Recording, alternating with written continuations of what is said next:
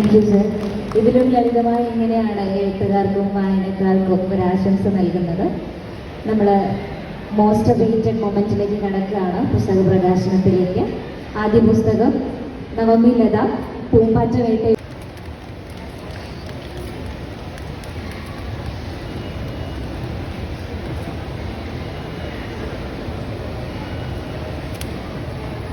പൂമ്പാറ്റ വേട്ട എന്ന പുസ്തകത്തിന്റെ പുസ്തക പ്രകാശനമാണ് ഇവിടെ നടക്കുന്നത്.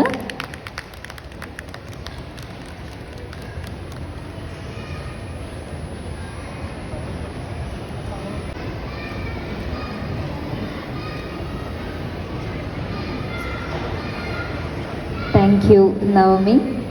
ദിവ്യ അനു അന്തിക്ക ദേശീയ തലത്തിൽ നടത്തിയ ഉപന്യാസ മത്സരത്തിലും എം കുമാരനാശാൻ സ്മാരക സമിതി പല്ലന നടത്തിയ ഉപന്യാസ മത്സരങ്ങളിൽ തുടർച്ചയായി 3 തവണയും പുരസ്കാരങ്ങൾ നേടിയിട്ടുണ്ട്.